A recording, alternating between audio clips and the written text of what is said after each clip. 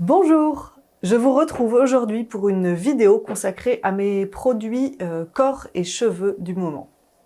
Donc on va commencer tout de suite par le nettoyage du corps. Je voulais vous parler d'un savon que j'adore, ce sont les savons de la marque Copacoai. Donc celui-ci il est déjà bien entamé, ce sont des savons saponifiés à froid, au sel, voilà, qui ont des senteurs vraiment très prononcées et très agréables pour moi. Enfin, pas toutes, hein, je les ai pas toutes testées, mais celle-ci, c'est la senteur Annalay Bay, et qui est une senteur très fraîche, qui évoque la mer, sans le côté, c'est pas le côté soleil et chaud, de la coco et tout ça, hein, pas du tout, c'est vraiment quelque chose de frais, floral, très léger. Voilà, c'est une senteur, c'est un savon que mes enfants adorent aussi. Mon petit garçon, voilà, ne veut se laver le corps qu'avec ce savon, de cette senteur-là. Donc là, vous voyez, il ne me reste que ça et il va falloir que j'en rachète. Ensuite, j'utilise un produit depuis un long moment maintenant et je vous avoue que j'ai un petit peu du mal à le finir. C'est un savon liquide de la marque Rachel's Plan B. Voilà, bon désolé, ils sont pas très propres mes flacons, parce que quand ils traînent dans la douche, en fait, bon voilà, au bout d'un moment, le calcaire s'accumule dessus. Et là, c'est la senteur Sweet Pumpkin. Donc c'est un gel nettoyant qui contient de l'eau, des huiles végétales et de l'hydroxyde de potassium qui va permettre que ça lave en fait. Il ne mousse pas, il est très crémeux, donc l'application est très agréable. Moi, je le trouve un petit peu trop costaud pour ma toilette intime. Donc, voilà, quand je l'utilise, je fais ma toilette intime avec un autre savon. Et je le trouve pas très... Enfin, il est doux à l'application, mais quand on le rince, en fait, je trouve qu'il est assez costaud, en fait. L'odeur, elle est très présente, très agréable quand on se douche, on la sent bien. Par contre, elle reste pas du tout sur la peau. Et c'est vrai que je m'attendais un petit peu à ce que ce gel nettoyant, enfin voilà, l'odeur reste sur la peau. Donc c'est pas quelque chose que celui-ci, je pense pas que je le rachèterai. Ensuite, je vais vous parler du savon, d'un savon de la marque The Body Deli que j'ai acheté en fait pour ma fille qui me disait « Maman, je voudrais un savon à la vanille ». Donc je me suis dit que celui-ci, puisque c'est la senteur Tahitian Vanilla, serait adapté. Alors effectivement, il a une légère odeur de vanille, hein, c'est pas hyper présent. Après bon, ça reste du végétal, hein, donc bon, c'est pas non plus les senteurs de toute façon, les senteurs conventionnelles. Il a donc une légère odeur de vanille avec un fond d'ylang-ylang. Il est très doux à l'application, très agréable. Après, je trouve que l'odeur est légère, hein. Pour moi, c'est pas assez présent parce que je m'attendais vraiment à quelque chose de plus vanillé. Un gros bémol dans la composition pour la présence d'huile de palme. Donc voilà, c'est pas un savon que je rachèterais essentiellement pour ça. J'essaierai de lui trouver un autre savon à la vanille à ma fille. Elle, ce qu'elle en pense, elle m'a dit que elle aime bien, voilà, elle aime beaucoup, elle trouve ça rigolo parce que la mousse qu'il fait est marron et voilà. Donc c'est un bon produit. Après, je pense qu'on peut se passer de l'huile de palme maintenant dans les compositions de savon. Ensuite, je vais vous parler des gommages. Donc j'ai deux gommages en ce moment. Le premier que j'utilise depuis le plus longtemps, c'est un gommage de la marque Rachel's Plan B, toujours. Donc c'est la senteur Coconut Beach, donc qui a une senteur extrêmement forte là, hein, pour le coup, de noix de coco, de vanille et d'agrumes. C'est une senteur très agréable. Je sais plus depuis combien de temps je l'ai, celui-ci, depuis je pense le mois d'août. Donc celui-ci, je l'ai depuis environ 5 mois. Et au début, j'étais complètement fan de l'odeur. Et puis en fait, je vous avoue que maintenant, ça finit par m'écœurer un petit peu.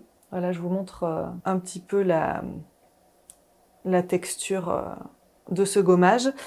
C'est un gommage au sucre qui contient des huiles végétales, de la cire d'abeille, des extraits végétaux et des huiles essentielles. Donc selon la senteur, parce qu'il existe en plusieurs senteurs.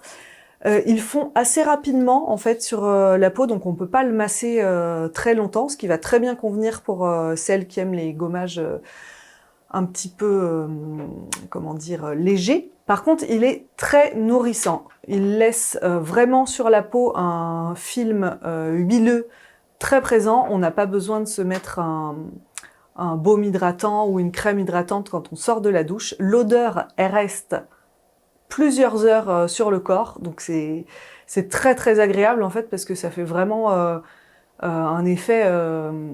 Il y a le gommage plus l'hydratation et voilà et plus l'odeur, donc c'est vraiment très plaisant.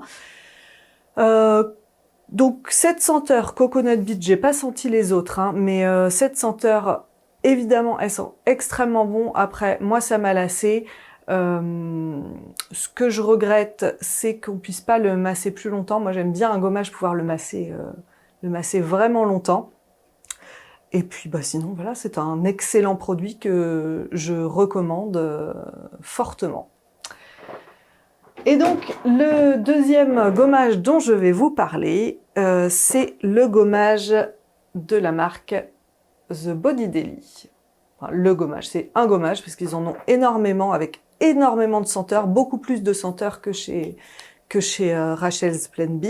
Donc là, j'ai choisi la senteur Coachella Honey Date. Je vais vous montrer voilà la texture.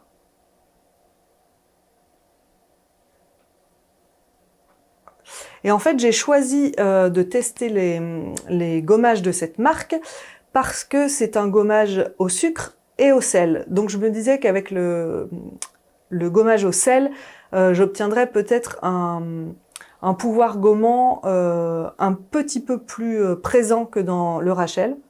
Donc l'odeur, c'est une odeur sucrée,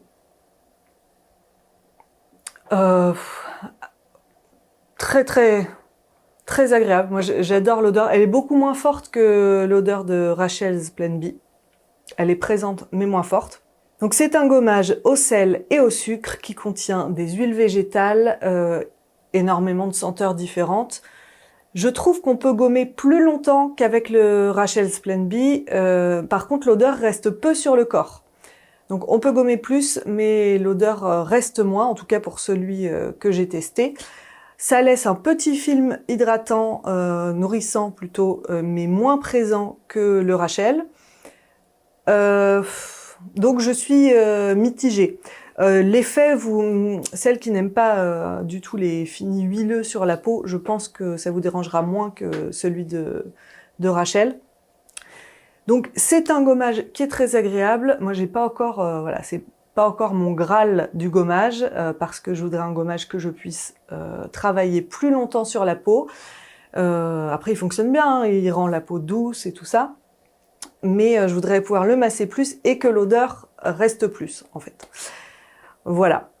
Donc voilà pour mes gommages corporels.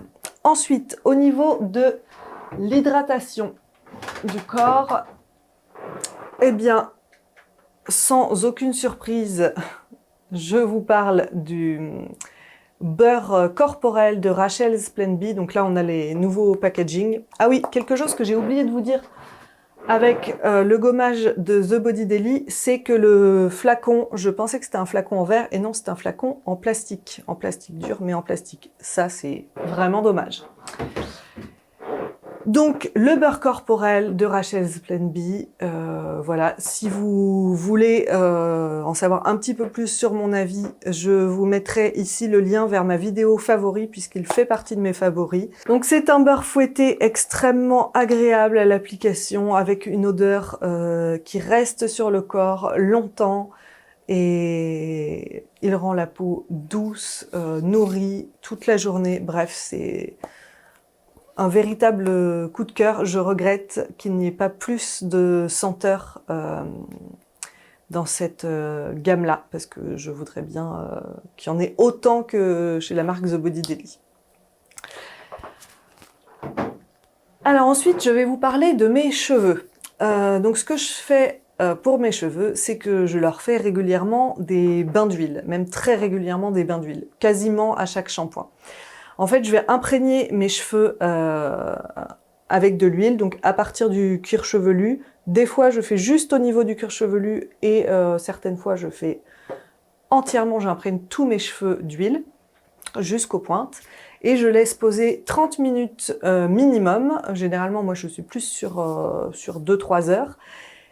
Et je fais un double shampoing ensuite pour bien venir éliminer toute l'huile. Donc le gras de l'huile va venir décoller les saletés en douceur. Ça va être exactement comme un premier nettoyage, un démaquillage en fait avec un corps gras pour le visage.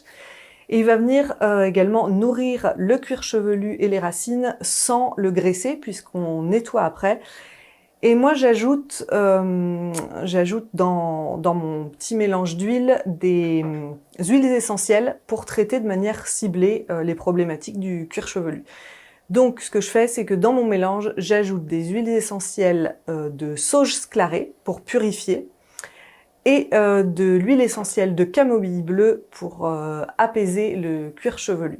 Donc, ce que j'utilise comme huile, c'est un mélange de chez Aromazone qui propose un mélange d'huile pour cheveux directement fait et qui contient de l'huile d'amla, de l'huile de coco, de l'huile de ricin, de l'huile de brocoli, de l'huile d'avocat, de l'huile de jojoba et de l'huile d'olive. Donc c'est un mélange qui est déjà très complet, qui est à un prix très très accessible puisqu'il coûte 7,50 € les 250 millilitres. Après voilà, ça reste du contenant plastique, hein, et puis je me questionne toujours un petit peu sur les produits Aromazone, comment est-ce qu'on peut obtenir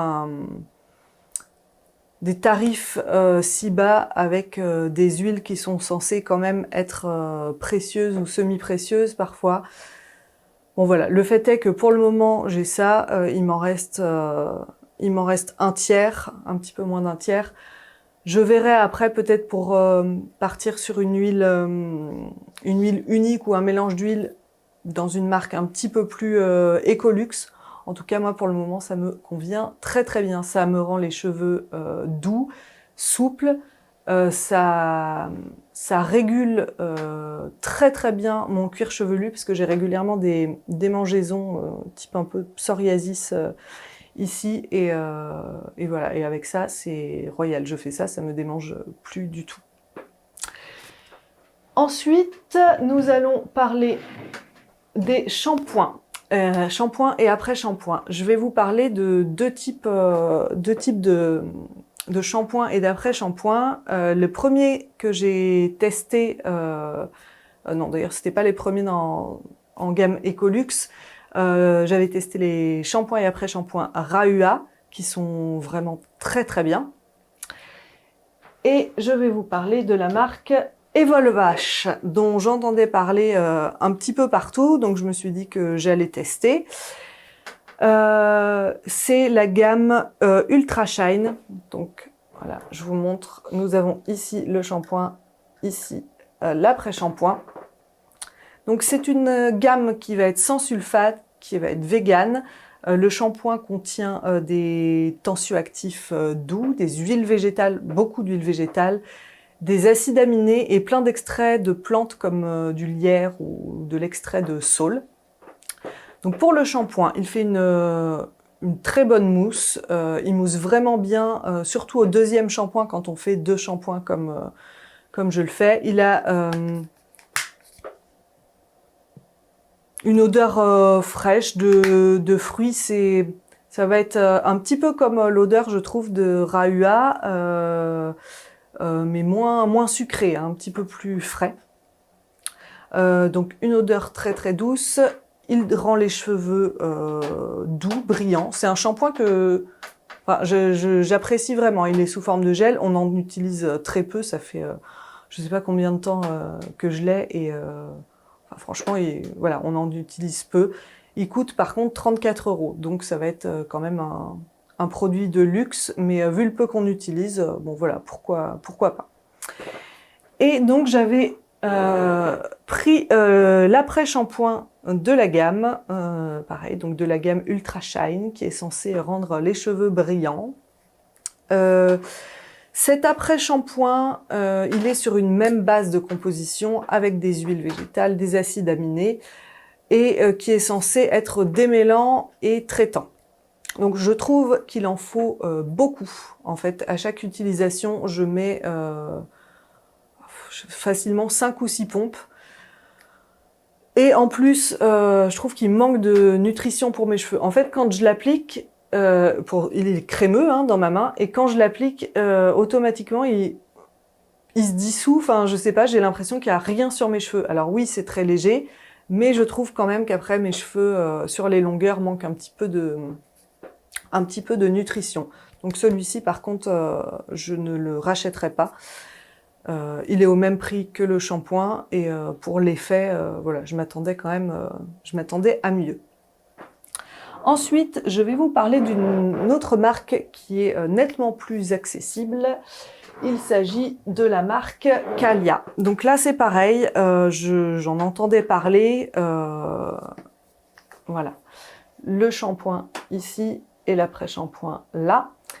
Donc ce sont des packagings qui me vendaient vraiment pas du rêve, je les trouvais pas attrayants du tout, donc j'avais pas testé, et puis un jour je me suis dit bon bah voilà, là je vais arriver sur la fin de mes shampoings au bout d'un moment, donc je vais tester les Calia.